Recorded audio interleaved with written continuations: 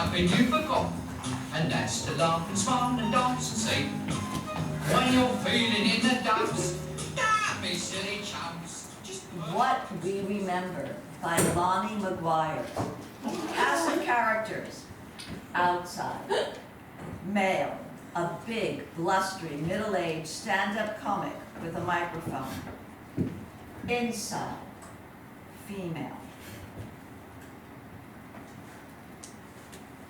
Okay. Hello, everybody. How's everybody doing tonight? I said, how's everybody doing?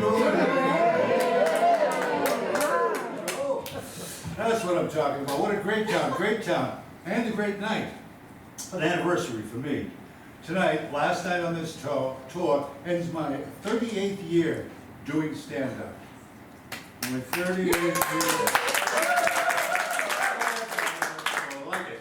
And it's great to be having it here in Newburyport. Some great stuff around here, like Franklin Park Zoo. You like the zoo? Lots of 50-50, I guess. Okay. The thing is, lots of fascinating live things to observe walking around at the zoo. Yeah, and they got animals too. Hey! You know what I'm talking about. So I'm at the Los Angeles Zoo. I'm from LA. And I'm observing this family, big family, lots of kids, and the mom is trying to get a group picture, trying to corral everyone in front of these monkeys. That's me. Me. Well, at least that's me on the outside. Entertaining, lots of stories. I'm a funny guy outside. But inside, it's where it's different.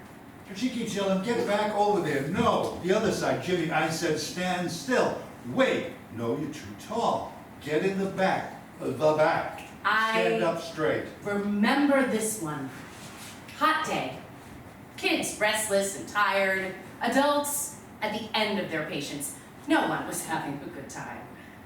But I knew it had potential. There was material in there, so I kept watching. No, get over there. And now even the gibbons in the cage behind them are staring. I mean, totally gaga. They're looking at each other like, so this is wildlife? Finally, everybody's at least close to where they're supposed to be, and the mother screams at them, okay, stand still. Now everybody smile. I like that one. It's a good opening bit, right? It does make everyone smile. Making people smile, helping them forget. It's what I do on the outside. But it's not always a good idea to tell someone to smile. Sometimes people need, well, they have, but no, we're not going to tell it that way. Yeah, smile.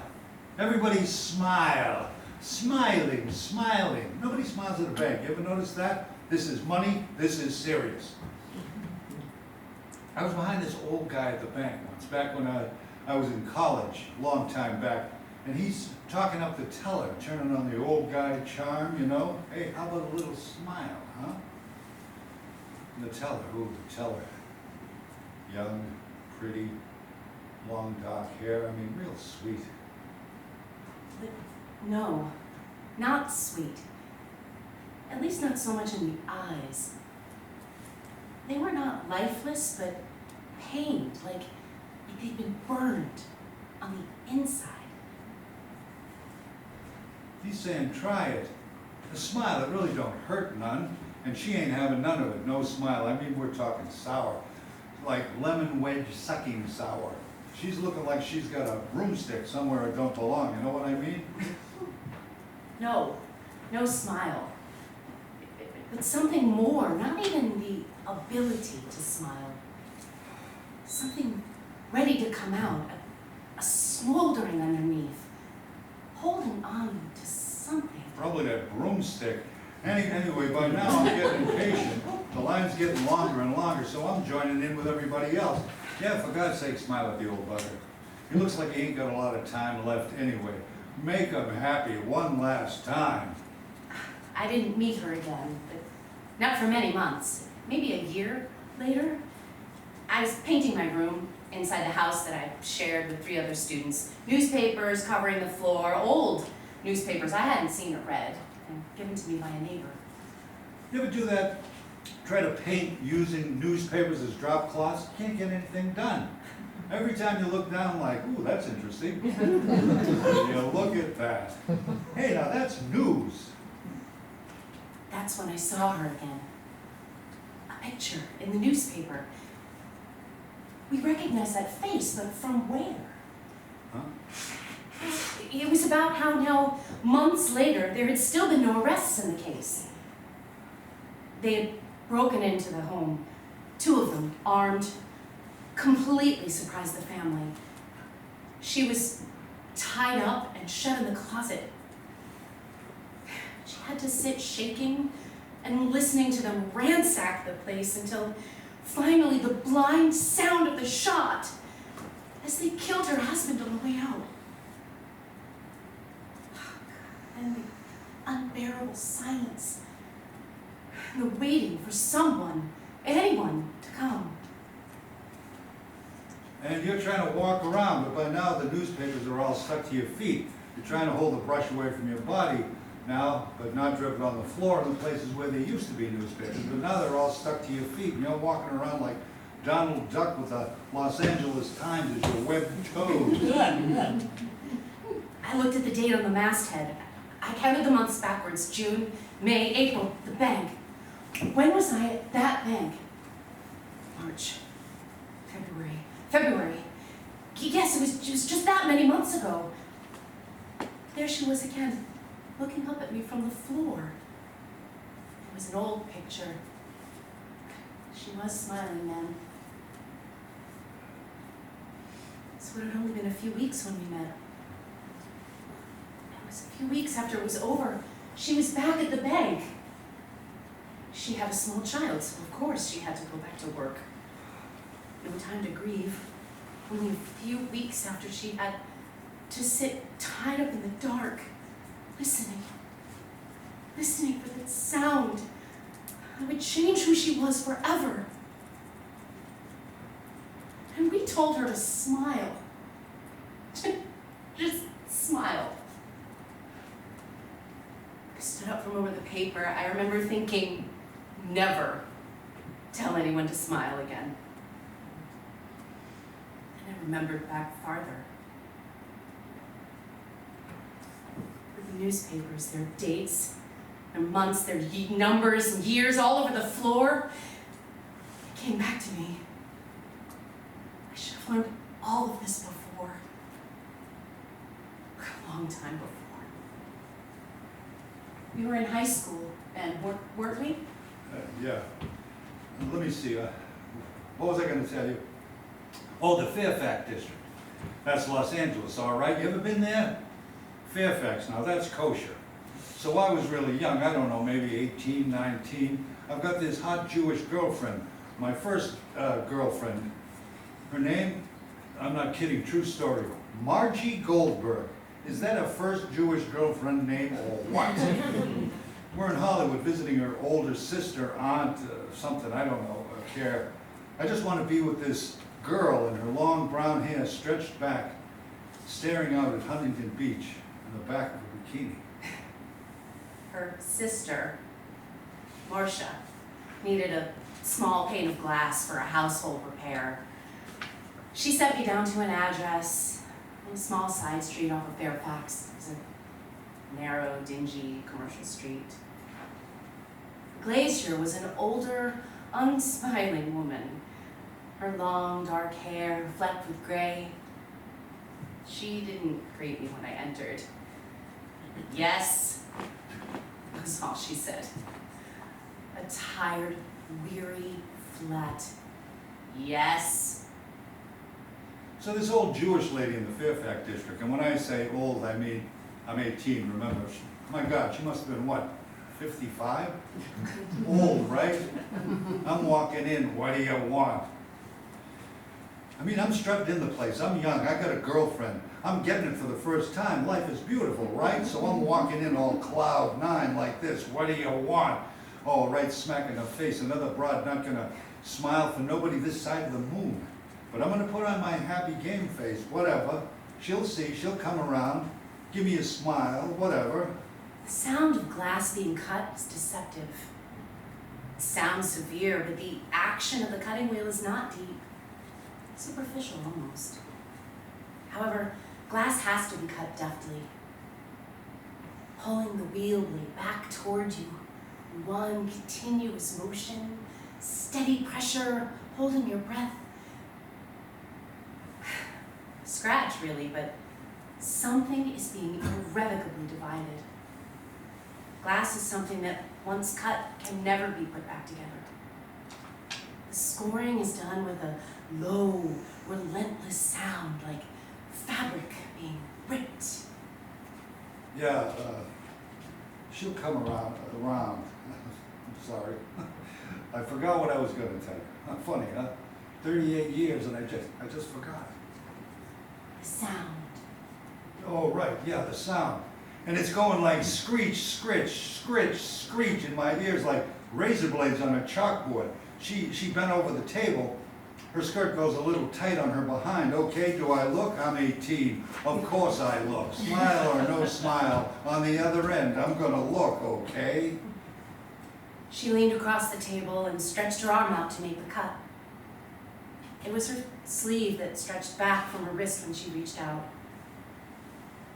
And that's when I saw the numbers tattooed on her arm. 4, 5, I don't remember exactly, a row of small black numbers. She must have been so young. How young? I was counting backwards again, this time in years, decades. God. She must have been even so much younger than that woman at the bank. And she had to get out of a railway car. A car made for freight or cattle. Something other than all those people crammed inside. She had to get out of that car and go to a place where she had to listen. Listen to people die day after day. God, so very, very young. Yeah, so thanks for coming out tonight. You've been a wonderful audience. It's great to have you here tonight, my special night. I picked up the glass, wrapped in heavy brown paper and tape so it couldn't cut me. I took it back to Marcia's house. It scared me. It scared us both, didn't it? What? It scared us. I mean, one moment we're walking along in the Southern California sunshine. We have a girlfriend waiting in the Hollywood Hills. Suddenly, in an instant, a glimpse of pure evil steps in front of us and says, no. No, it's not like that. You have to look at me. We never told Marcia what happened that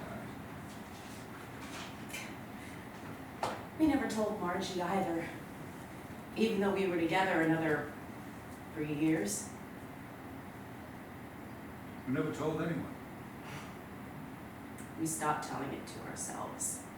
Well, we let it go. I kept it for you. I kept it from you. I know. Don't tell people they have to smile.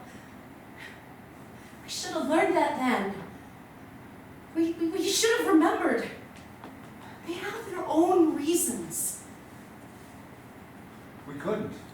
We can't tell it that way. Because we're too scared. Because I have to tell it this way. It's what I do. I know. I have to keep doing this. I have to keep doing this. I know.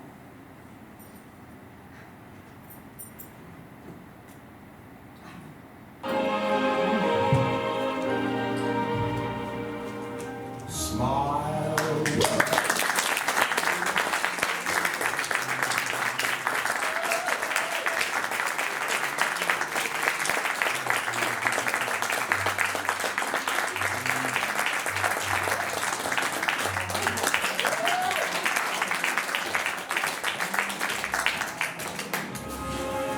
if you smile.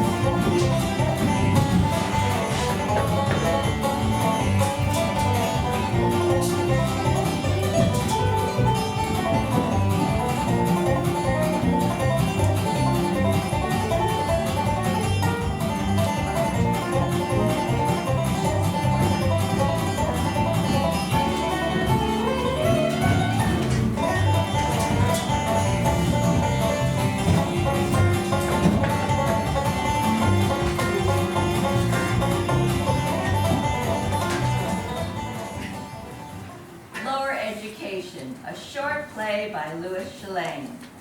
As the lights rise, Earl, Sally, and Gabby are seated on mismatched folding chairs in the garage of Earl's farm and feed store. Space has been cleared for the chairs to be set up center stage. Surrounding the chairs are a variety of farm implements, stacked bags of manure, and crates of feed for livestock. Earl raps a hammer against a block of wood. I now officially call to order the April meeting of the Centerville Board of Education. Oh, give it up, Earl. You know there's just the three of us on the board, and we're meeting here in your garage again, so there's no use being so official about everything. Well, this board elected me chairman because we wanted our meetings run by the book. You were the only one of us who even wanted the job. And Sally here voted for you, I didn't. Oh, shut up. Gabby, you know you're supposed to raise your hand to get permission to speak. That's Robert's Rules of Order. That Robert fella, he wasn't from around here, was he? And I bet he wasn't sitting next to a bag of manure. All right, now let's get down to business. Any corrections to the minutes of the last meeting? I never received the minutes. Gavin, you're the secretary. I guess I forgot to send them out. Truth is, I forgot to write them up. What did we talk about again? Mostly the finances, which as I recall weren't too good as usual. Our treasurer should have that information, don't you, Sally? Yes, I'll give them to Gabby. Remember, we decided we have to eliminate the theater program. That drama teacher. He's a little bit too artsy for my taste, if you know what I mean. Watch it, Gabby. So, I guess that's it for the minutes and old business. Now, any new business? How about this month's treasurer's report? Well, we're in the red again. Let's see, $8,240. No, we can't keep that up for very long. We could try to get a property tax increase. Ooh, she said the T word. Let's not use the language like that at this meeting, Sally. Gabby, make sure that that suggestion stays out of the minutes. Gotcha, girl. So what are we gonna do? There's the high school honors program. We've got, what's it, nine kids in that? And to tell you the truth, most of them don't really belong there. Hey, you're talking about my Travis. Let's face it, Gabby Travis is, well, let me put it this way. I hope his lamps have those LED light bulbs that kind of last for 10 years, because if one of them ever needed changing... Travis is getting all A's and B's. That's because his teachers know you're on the school board. If we eliminate the honors program, that part-time teacher, what's her name, Phillips? She can teach some of the math classes, and then we can get rid of old man Redbone, who's past retirement age anyway. He's the one who flunked me back in... Oh, never mind. So who'll teach the rest of the math classes? We can bring back Coach Morrison, part-time. Is he qualified to teach math? We'll get a special exemption because of the shortage of math teachers. He wasn't very good as a football coach, that's why we fired him. Well, maybe he'll be better at teaching math. So it's settled. Now, you two got any other new business? If not, then there's something I want to bring up. We got a complaint from some parents. about Millie Myers, the science teacher. Why would anyone want to complain about Millie? My kids had her, they thought she was very nice. They even learned something. That would be a first. Shut up, Gabby, as if your kids know anything about science. Look, I figured Millie should be here to speak for herself. I've got her waiting out in her truck. I'll go get her, and in the meantime, Gabby, you, as secretary, can read this letter out to the board. Earl hands letter to Gabby. You mean read it to Sally? That's what I said. Read it out to the board. Earl exits. Well, let's see. This seems to be from Jake and Elvira Yardley. I'm not surprised. Elvira's always complaining about something. Now, Jake, he's another matter. But you know Jake would go along with anything Elvira says. Yeah, the poor guy. He should have married my sister. Well, that would have resulted in some funny looking kids. Anyway, here's what the letter says. Centerville Board of Education. Dear Sirs. Don't they know there's 2 women and 1 sir on board? Of course they do. But you know, Elvira was right there in Mrs. McCormick's English class with us in junior high, and that's how we were taught to start business letters. Anyway, it goes on. Our son Waylon was in Mrs. Myers' science class the other day, and they were learning astronomy. Why? We don't know. Then Mrs. Myers told the class that there are 8 planets, not 9, the way we were taught when we were in school.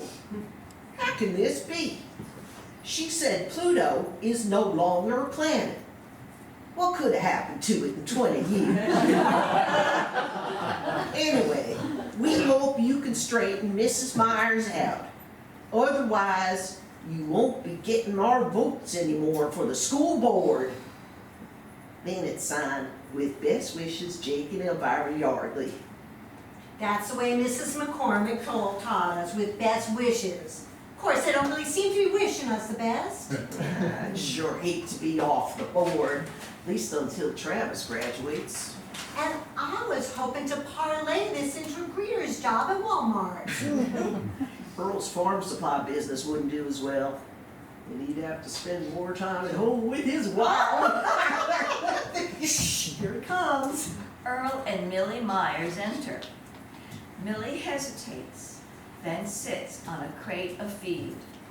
Okay, now Millie here has also read the letter. So tell me, ladies, what do you think? I think Elvira Yardley needs to get a life.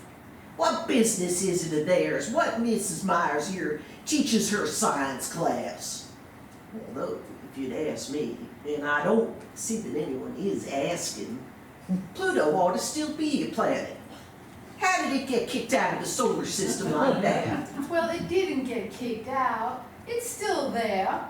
It's just that the International Astronomical Union says its gravity is too weak. And there are other bodies out there a lot like it. So now they're calling them dwarf planets. You mean like Snow White and the 7 Dwarfs? I think Pluto was in the Mickey Mouse cartoons, not Snow White. Yeah, he was that dog that Mickey owned. I thought that Pluto was more like a person in those cartoons. He wasn't owned by anybody. That's goofy. Well, if you call that goofy, how about a mouse who can talk and who owns a dog? No, I mean Mickey's dog is Pluto. Goofy is the other dog. Well, you wouldn't want to name a planet after him. Imagine a planet named Goofy. Maybe a moon. Pluto has 5 moons. Maybe they should name one of them Goofy. But Pluto, I mean the planet, not the dog. No, wait, now you got me saying Pluto is a planet. It's not. But whatever it isn't named after a dog and Goofy. Well, that isn't a name for a moon. Our moon is sometimes called Looney. No, that's Luna. Okay, so we'll name one of those moons around Pluto Goofa.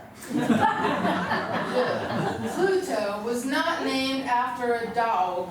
It was named after the ancient Greek god of the underworld. The god of underwear? No, the god of the underworld. Didn't Pluto like to eat hamburgers? I didn't even know they had them back then. Hamburgers? You know, in the Popeye cartoons, that Pluto liked to eat hamburgers. No, that was Wimpy. So what did Pluto like to eat? Pluto. Yeah, the big guy, the one who was always fighting Popeye over olive oil. That was Pluto, not Pluto. Okay, but Pluto wasn't a Greek. I don't think. It doesn't make any difference. So this Greek god, did he like hamburgers? No. Well, how about spinach? Spinach? Yeah, you know the Popeye characters could do all sorts of things when they ate spinach, like beat people up and maybe fly. Well, that's what we need right now. Somebody who can beat people up and get them to recognize Pluto. That would be good for business. I know I shouldn't ask, but what kind of business? Well, imagine it would be good for the spinach business and maybe the hamburger business. That was Wimpy, not Pluto. They say some of those hamburger chains haven't been doing too well these last few years. Ever since around the time they tried to take away Pluto's status. Coincidence? I don't think so. You don't really see any new Mickey Mouse cartoons anymore. Not with Pluto in them. Are you gonna tell me that's also a coincidence? Look, it's settled. There are only 8 planets, and Pluto is not one of them. How do you know there's only 8? How do I know? Have you counted them lately? Maybe there's one you haven't noticed. Look, I don't even care anymore how many planets there are. So, what are we gonna do about the Yardleys? You know, it's not just them. They have lots of friends and relatives, and if they all vote against us, then Is that what this is about? The school board election? Well, sure. What did you think it was about? I thought it was about scientific truth and standing up to pressure that would prevent us from teaching that truth. What planet are you from, Billy? We can't upset Jake and Elvira. Then we'd all be out on our butts, lickety-split. Can't we just reason with them? Reason? You don't know those two are their kin. Telling them Pluto isn't a planet is like telling people professional wrestling isn't real. Don't people in Centerville want a good education for their kids? They don't want them to be too smart, otherwise they're liable to move away from here. What about all those standardized tests they have to take? No child left behind, race to the top, those kinds of tests. Around here, it's more like no child getting ahead of himself. So if I don't change my teaching about Pluto, I'll be fired. You any good at woodworking or machining? What does that have to do with it? Well, he wouldn't have to fire you. You could just trade places with Vickers, the shop teacher. But I don't know anything about hardwoods and That's so. all right. Neither does Vickers. Those classes are really just like study halls anyway. If we let the kids get too close to the machines, there's too much risk of them cutting their fingers off. That happened to my niece about 5 years ago. Well, it was her pinky tip. Of course, it wasn't Mr. Vickers' fault. He was out sick and the librarian was filling in for him. That's why we wouldn't want you to actually try to teach them anything. But Vickers, can he teach science? At least he'd know enough to keep his mouth shut about Pluto. What about accreditation? They give us a lot of leeway when it comes to math and science. Vickers would have 8 or 10 years to take some extra courses, and although he'll be retired in about 6 years. What if I just threaten to quit? Well, that wouldn't be too smart, would it, Billy? You got a lot of family around here and 2 kids of your own. It'd be hard to move. And you don't want to be known as the teacher who doesn't believe in Pluto. Yeah, the smartest thing for you to do would be to keep your science job and shut up about Pluto. What would I tell the students if they ask? Oh, I don't know. Just tell them it's something they have to ask their parents, like where babies come from. So, Millie, what do you say?